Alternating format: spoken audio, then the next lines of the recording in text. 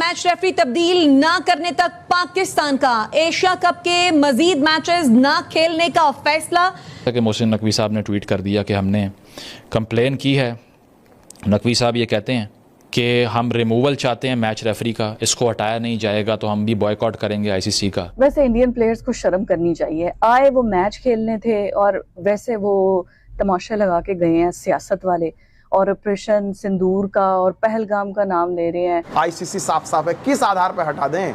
Andy Pycroft कोई नए match referee नहीं है, बहुत पुराने मैच रेफरी हैं, उन्होंने अपना काम किया। ये आपको हम पहले से बता देते हैं कि भाई सूर्य कुमार यादव आपके साथ हाथ मिलाने को तैयार नहीं है, क्यों पूरी दुनिया के सामने बेइज्जती कराने चाह रहे हैं? मैं एक प्राउड पाकिस्तानी हूं, मैं नहीं चाहता कि पाकिस्तान मैच बायकॉट करे 21 तारीख को इंडिया के अगेंस्ट। आईसीसी का चेयरमैन है जय शाह। हाँ। जय शाह अगर उस रेफरी को बाहर नहीं करता, पाकिस्तान ने तो कह दिया कि वो बाहर नहीं, अगला मैच हम नहीं खेलेंगे। पाकिस्तान अगले मैच से वॉकआउट करता है तो ऑटोमेटिकली 2 पॉइंट मिल जाएंगे यूएई को, तो यूएई तो क्वालिफाई कर जाएगा सुपर 4 के लिए, तो हम तो बाहर हो जाएंगे। ये नरेंद्र मोदी है असल, आप उस घर तक पहुंचे जो इस मुल्क के दर पे है। ये पाकिस्तान को क्लियर हो जाना चाहिए इसके बाद में कि असल निशाना कौन है। अफवाज पाकिस्तान निशाना है, पाकिस्तान की रियासत निशाना है। अब 10 मई में देखिए, 10 मई अब ये हमसे 100 मैच भी जीत जाए कोई मसला नहीं है, लेकिन 10 मई जो हमने कर दिया है उसके बाद से इनको बिल्कुल पागल हो चुके हैं, ये दुनिया में जलील हो ख्वार हो चुके हैं ये लोग।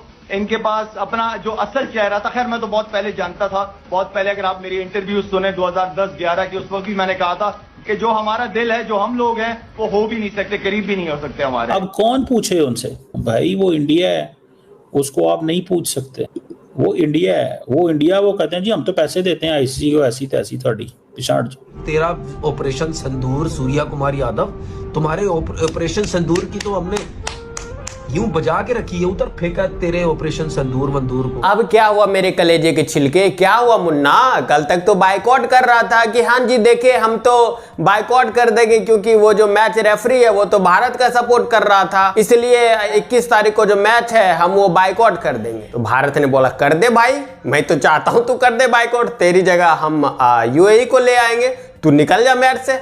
अब बोल रहे अब्बू जान गलती हो गई, माना कि आपका नाजायज औलाद है, लेकिन इतना तो हक बनता है ना अब्बू जान कि हम थोड़ा मजाक भी नहीं कर सकते। मेरी जुबान फिसल गई अब्बू जान, गलती हो गई, हमें मैच से ना निकाले, हमें तो खेलने दे। जब जानता है ये बेशरम जाहिल कि हमारा भारत के बगैर गुजारा है ही नहीं, हम कितना भी डेंगे हाँक दे फिर भी हम थूक के चाटेंगे ही, फिर भी ऐसी हरकत करता है जिससे इसकी खुद ही बदनामी होती है। अब बोल रहा है कि ना 21 तारीख वाला तो मैच खेलेंगे और उस दिन इंडिया को हराएंगे, इंशाअल्लाह इंडिया को हराएंगे और तभी मेरा बदला पूरा होगा। कभी ये किधर से बोले, ऊपर से बोले, नीचे से बोल दे, इसका कुछ भरोसा नहीं होता है। और ऐसे ऐसे लोग हर किसी की जिंदगी में भी होता है। अगर आप गौर से देखोगे तो ये पाकिस्तानी के जो लोग हैं वो आपके जीवन में, पर्सनल लाइफ में होते हैं कि जिसका मुंह का ठिकाना नहीं होता है, कब क्या बोल दे, कब क्या पलट जाए, कोई भरोसा नहीं होता है। फिलहाल तो इन पाकिस्तानी की जो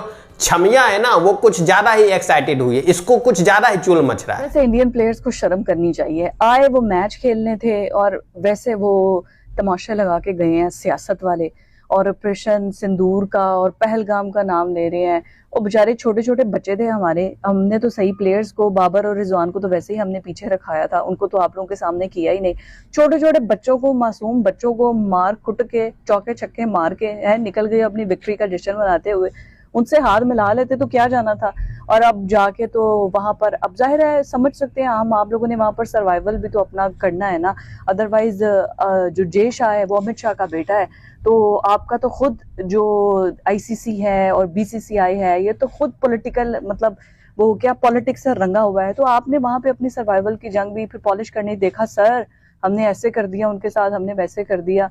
आपके अपने प्रधानमंत्री जो है, मैं अभी देख रही थी, वो एक सिख भाई हमारे, वो कह रहे थे कि अगर इतना ही था तुम लोग को हाथ नहीं मिलाने तो फिर उनका कैच भी ना पकड़ते, उन्होंने उनके बॉल को जो है वो ना पकड़ते कि उन्होंने पकड़ी हुई थी पाकिस्तानियों ने, हमने नहीं पकड़ना, उनके बल्लों को ना हाथ लगाते कि नहीं जी ये बॉल जो है वो उनके बैट को छू कर आई है तो हमने तो नहीं इस बॉल को पकड़ना, तो फिर इस तरह करते। ये क्या गंदी छोटी हरकत है, नीच हरकत है कि नहीं जी मैच भी कर लिया, जीत भी लिया और उसके बाद जी हाथ नहीं मिलाना। और वैसे भी अगर हाथ मिला लेते ना तो हमारे पास मौका होना था कि हम अपने प्लेयर्स को या आईसीसी को या अपने जो पीसीबी है, मोहसिन नकवी है, या उनको उन पे अच्छे तरीके से बैशिंग करते। अभी पूरी की पूरी तवज्जो हम सब की भी जैसी पुअर परफॉर्मेंस उन्होंने दी है उससे हटके इस बात पर है कि तुम लोगों ने हाथ नहीं मिलाए। तो ये तो मौका तुम लोगों ने खुद हमारे हाथ से छीन लिया है कि हम उनकी क्लास करते, अब हमें फिर दोबारा से इंडिया की क्लास करनी पड़ी है।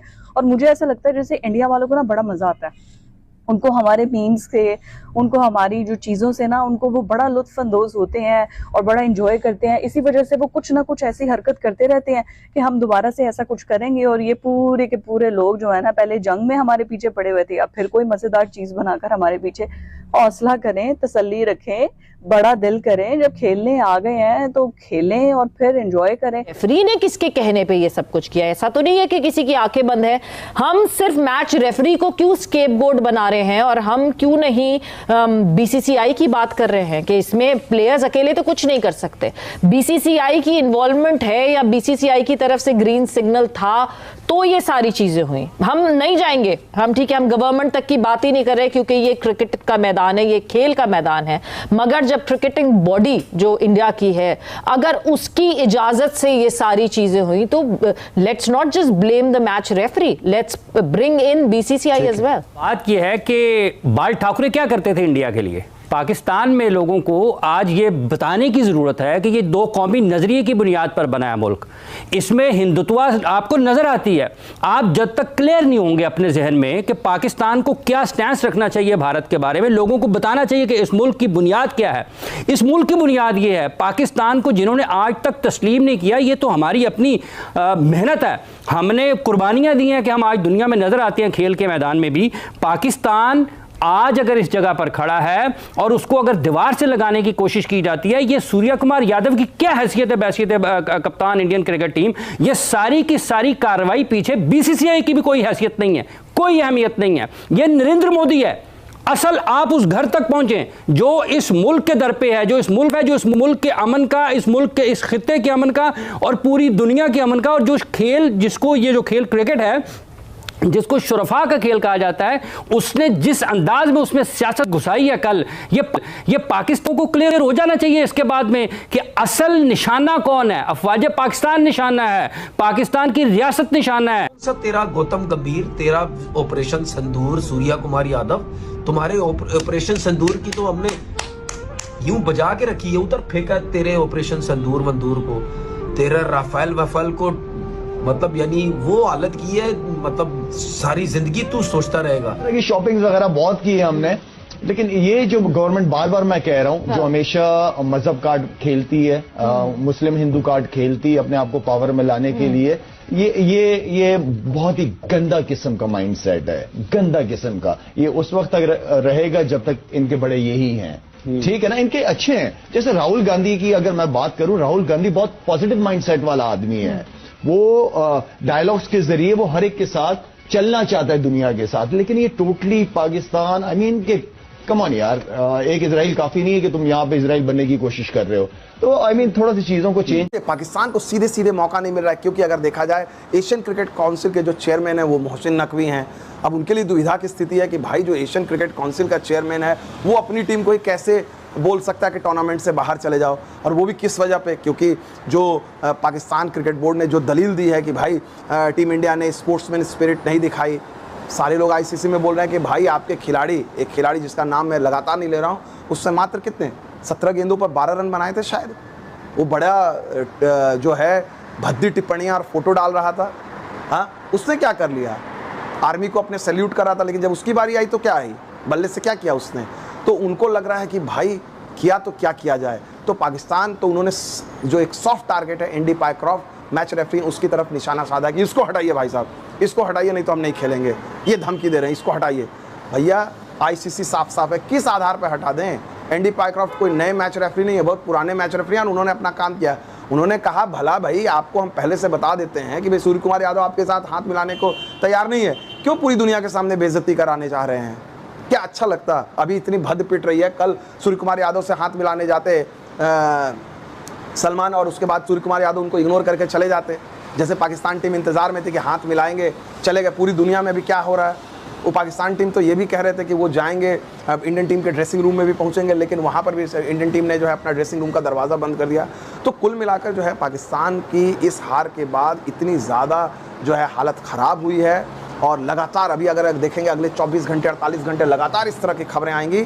चौंकाने वाली बात नहीं होगी कि अगर पाकिस्तान डेस्परेट सिचुएशन में डिसाइड करता है कि नहीं भाई हम यूएई के साथ भी नहीं खेलेंगे। टेंशन मुझे एक ही चीज की है, आईसीसी का चेयरमैन है जय शाह। हाँ। जय शाह अगर उस रेफरी को बाहर नहीं करता, पाकिस्तान ने तो कह दिया कि वो बाहर नहीं, अगला मैच हम नहीं खेलेंगे। अगर पाकिस्तान अगले मैच से वॉकआउट करता है तो ऑटोमेटिकली 2 पॉइंट मिल जाएंगे यूएई को, तो यूएई तो क्वालिफाई कर जाएगा सुपर 4 के लिए, तो हम तो बाहर हो जाएंगे। तो ये बड़ी बड़ी टेंशन की बात आ गई भाई। नुकसान इनडायरेक्टली हमारा ही हो रहा है बायकॉट करने का। साफ बात है, जब यहाँ तो आप मैच ही ना खेलते, आप बॉयकॉट कर लेते। यहाँ जब आपने मैच खेला है तो फिर ये हरकतें, ये मेरा ख्याल से छोटी हरकत है, ये हरकतें करने की जरूरत नहीं। आपने वीडियो में देखा जो ये छमिया बोल रही थी कि हमारे छोटे छोटे बच्चे थे जो कल ही पैदा हुए हैं, उसको हरा के इंडिया बोल रहा है कि हमने पाकिस्तान को हरा दिया। अच्छा, इससे पहले जो तुम्हारे बड़े बच्चे आते थे, जिसमें तुम्हारा बॉब्जी द किंग भी था, रिजवाना भी था, और भी जो भी थे तुम्हारे सब थे, वो भी तो भारत से हारता ही आया है। वो कब भारत में आके या फिर कहीं पर भी जाके भारत से वो मैच जीत गया? हाँ, एक बार कभी कभार, अब है तो नाजायज ही है लेकिन है तो बच्चा है ना, कभी कभार भारत को तरस आ गया, चलो छोड़ देता है, चलो जी ले अपनी जिंदगी। एक आध बार कभी जीत गए तो जीत गए, वैसे तो तुम हर हमेशा भारत से पिल के ही गए हो। फिर भी कोई ना कोई ऐसा ड्रामा करना है जिससे इसकी खुद ही बेइज्जती हो। आपका इस पे क्या विचार है नीचे कमेंट करके बस बताइएगा। चलिए मिलते हैं आपसे अगली वीडियो में।